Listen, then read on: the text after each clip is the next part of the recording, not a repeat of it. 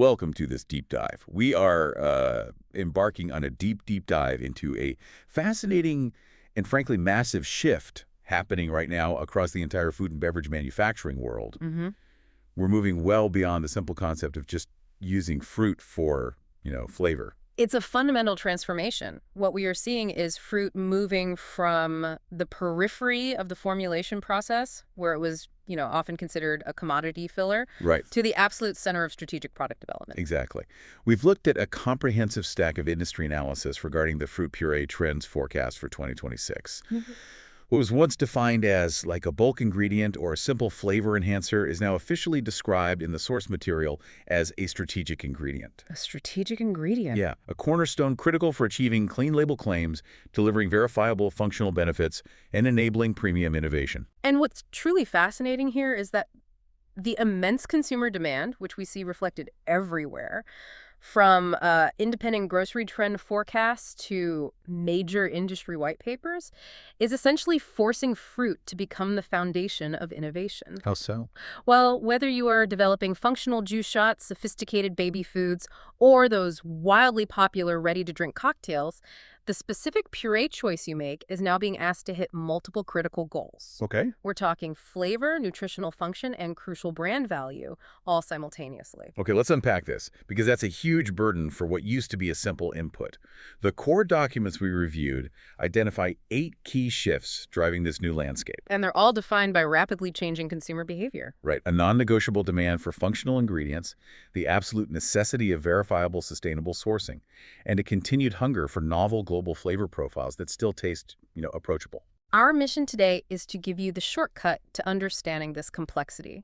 We will walk through the major trends that are defining exactly how brands should be sourcing and using fruit purees strategically in 2026. And this is a technical and commercial discussion, right? Oh, absolutely. It's not just about what tastes good, but what performs technically in the plant and commercially on the shelf. Let's start with performance in the human body, because that leads us straight into our first major trend. Super flavors get functional. Yes. This is a necessary evolution.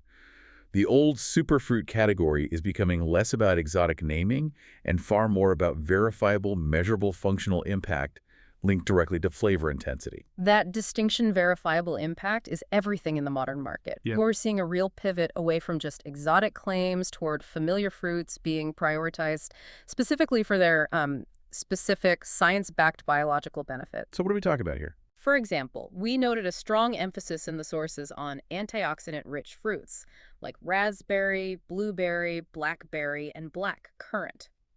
These are core ingredients that deliver on a functional claim immediately, and consumers trust them. And it goes beyond just the antioxidant claim. I saw that even highly familiar fruits are being aggressively positioned functionally. They are. The sources specifically call out sweet cherry puree, not just for flavor, but for claims related to muscle recovery or joint support due to its anti-inflammatory properties. And Concord grape puree. That one's being leveraged specifically for cardiovascular health positioning. It's smart marketing because you are building a proven health claim around fruits that consumers already know, they already trust, and find palatable. And the sources describe this as functional layering. You take those proven, hardworking functional purees, and then you combine them with flavor-forward choices like pomegranate or passion fruit. To add that extra layer of dynamic appeal and palatability. Exactly, and to mask any residual bitterness from the functional fruit. The specific advice for formulators here is extremely practical and commercially oriented.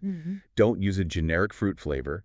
Instead, swap in a berry-based or grape-based puree where simple sweetness was once the goal. And then immediately position it with meaningful claims like rich in polyphenols or dual use, immunity, and flavor. That transforms the ingredient from a background commodity into a front label selling point. And it justifies a higher price point simply because the ingredient is now performing 2 jobs at once. That makes perfect sense. Okay, so if we've nailed the functional aspect, let's turn to flavor innovation. This leads us to trend 2, exotic meats every day. Right. Consumers absolutely still want global flavor experiences, but the smart strategy for 2026 is marrying the exotic with the familiar. This is really a risk mitigation strategy. Brands need to manage brand unfamiliarity and production scalability simultaneously. What do you mean by that? If you launch a flavor that is too obscure, consumers don't know what they're getting, and if it sources from one small region, your supply chain risks just multiply. I really like this combination strategy. You introduce novelty and excitement without causing market confusion or supply chain headaches. Exactly. The sources suggest using something visually stunning, like dragon fruit puree, which offers incredible color and novelty, but you pair that with something utterly accessible. Exactly. Or consider pink guava puree. It gives you that intense, unique tropical flair without being completely foreign to the Western palate. And the genius of this strategy hinges on using tropical staples like pineapple and banana to provide that accessibility. And cost stability and scalability, as they are trusted ingredients that are consistently available year-round. But I have to push back a little on the economics here. If you're pairing an expensive ingredient like dragon fruit with a relatively cheap one like banana, doesn't the consumer just anchor their price expectations to the cheapest ingredient? That's a fair point, but the source material addresses that with a very clever strategy insight. Which is, Brands should launch these combined profiles as limited edition SKUs, combining accessible and exotic like pineapple plus dragon fruit or banana plus pink guava allows a brand to test premium pricing and gauge consumer curiosity. so you maintain the core cost drivers with the scalable ingredients. And the limited nature of the release justifies the premium and manages ingredient sourcing complexity. It's smart risk reduction. You prove the concept before committing to massive year-round production of a volatile ingredient. That's a brilliant market test strategy. Now let's pivot sharply. We've talked about what the consumer wants in terms of flavor and function, but let's shift to the technical side of the equation. Okay. Here's where it gets really interesting because the technical requirements for processing have become non-negotiable. They absolutely have. Trend number 3 focuses squarely on cold-compatible, aseptic, and HPP-ready purees. This is a critical factor driving the explosion of chilled, refrigerated, and so-called raw feel products. Juices, smoothies, and functional RTE formats. Okay, for our listeners who might not be in formulation, could you quickly define these processes? Why is HPP so important, and how does it differ from traditional heat pasteurization? That's a crucial question. Traditional pasteurization uses high temperatures for a short time to kill pathogens, which is necessary. But heat also degrades color, flavor, and some of the essential nutrients like vitamin C. And HPP is the difference. It is. HPP, or high-pressure processing, uses ultra-high pressure, think up to 87,000 pounds per square inch, which is about 5 times the pressure at the deepest point of the ocean, applied to the already sealed product.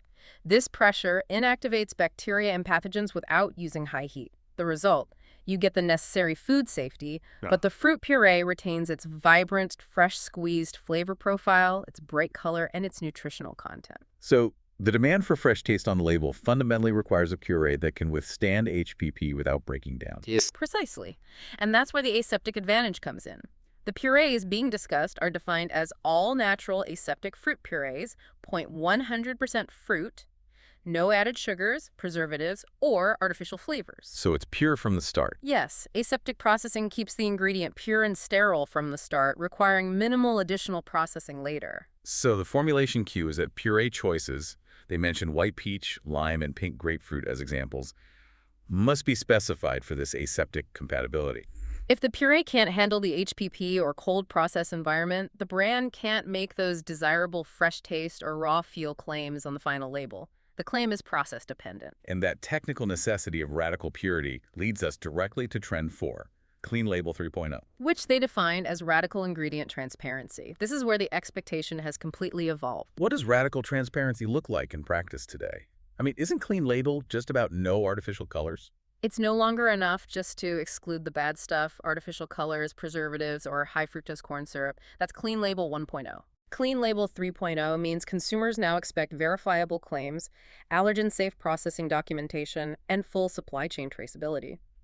Critically, the ingredient list must actively tell a story of purity that justifies the premium price. So it's about proactive information, not just omissions. The burden of proof is higher. It is. The sources emphasize utilizing flavor-forward purees like part lime puree or blood orange puree, specifically because they are processed in a way that inherently supports clean label positioning, 100% natural fruit, single ingredient, no sugar added. The transparency of the ingredient's origin and preparation is the marketing narrative. Exactly. The process supports the brand promise. That makes perfect sense. Yeah. Okay, so if we've established the puree must be processed cleanly and transparently, the next logical question is, where does that clean ingredient come from? Right. That takes us to Trend 5, where sourcing is shifting from a back-end detail to a core brand promise, driven by the intense need for consumer trust in 2026. This is smart sourcing and supply chain resilience. And the sourcing strategy is now built on what the sources identify as the 3 pillars of trust, and they are intertwined. Okay, what are they? First, you need ingredients that are consistently available, what they call the backbone purees like apple, banana, and peach. Second, those batches must be constantly tested for safety and consistency, especially as regulatory standards tighten. And the third pillar? Traceability. It must be real and verifiable. This is essential for both regulatory compliance in case of a recall and, just as importantly, for consumer peace of mind. The modern consumer wants to know exactly where that fruit was grown. And that traceability isn't just about ticking a regulatory box. It's a powerful marketing tool that adds real value. It absolutely is. Specific examples like orchard-picked apricot or harvest-fresh cherry demonstrate how that supply chain story adds tangible value to the label. That ingredient integrity is no longer a hidden detail. It's the brand promise. Absolutely. And that sourcing integrity ties directly into Trend 6, sustainability that sells. Sustainability has shifted from a nice-to-have to a necessary differentiator. Okay, but this sounds great in theory. How does the Puree formulator truly deliver on, say, waste reduction in practice? That feels difficult to verify. It is difficult, but it's achieved through a concept they call whole fruit utilization. Instead of only using the perfect prime cuts of fruit, a brand seeks partners who utilize the entire harvest, minimizing waste. I see. Using premium fruits like white wine grape puree or watermelon puree allows the brand to support a narrative focusing on that whole fruit utilization and minimal processing. It's about maximizing the value of the harvest, and that appeals to a resource-conscious consumer. So the packaging claims have to be specific to back this up. It can't just be sustainable. Exactly. Recommended claims that convert commitment into sales include researched for minimal waste production, or, tying back to the clean label theme, single ingredient, no added sugar, no preservatives. Specific, actionable commitments that consumers can actually look for. Right. This leads us to our final operational and product innovation trend, which is Trend 7, customization at scale, or tailor-made puree blends. The market is definitely moving away from one-size-fits-all ingredients, requiring bespoke blends to create signature flavor profiles that competitors can't easily mimic. This represents a total shift in the vendor relationship. Ingredient suppliers are no longer just sellers. They are now crucial innovation partners, co-creating proprietary blends. Like combining white peach plus raspberry plus lime in a specific ratio for a specific brand. Exactly. This is how a company builds exclusivity instead of relying on common, off-the-shelf ingredients that everyone else is using. That makes the brand's flavor identity proprietary. And the source material highlights a crucial, complex application for these custom blends, masking challenging functional flavors. Yes. They are used not only for signature scares or seasonal launches, but specifically to hide the often bitter or earthy notes of popular functional ingredients like CBD, adaptogens, or certain prebiotics. You need a complex, intense, and proprietary fruit matrix to make those products palatable. And commercially viable. That solves a major formulation headache, while simultaneously providing a unique market advantage that is difficult for a competitor to copy. If we connect this to the bigger picture, the entire selection process for a puree supplier must move from a simple vendor relationship to a high-level strategic partnership. A partnership, not just a purchase order. Right. That partnership needs to be intensely focused on innovation, quality assurance, and powerful brand storytelling, because the puree is carrying the weight of the entire product story. The final conclusion really underscores the complexity now inherent in what used to be the easiest decision on the ingredient list. Absolutely. The key takeaway is that whether you're exploring raspberry or blackberry for immunity positioning, white peach or apricot for premium, clean label desserts, or lime and pink grapefruit for bold, fresh-tasting cocktail applications. The ingredient choice has to align with everything else. Perfectly. With your brand story, your processing requirements like HPP, and your growth ambitions. If the puree can't do all three, it's not strategic enough for 2026. So what does this all mean? We've detailed how functional claims built on ingredients like cherry and Concord grape, radical ingredient transparency, and specific processing compatibility, especially HPP readiness, are completely redefining what a food ingredient must deliver. Yeah. The bar has never been higher for a puree. It's a complex but thrilling landscape. It means that the greatest innovation in the food space is currently happening in the raw ingredient supply chain itself. It certainly is.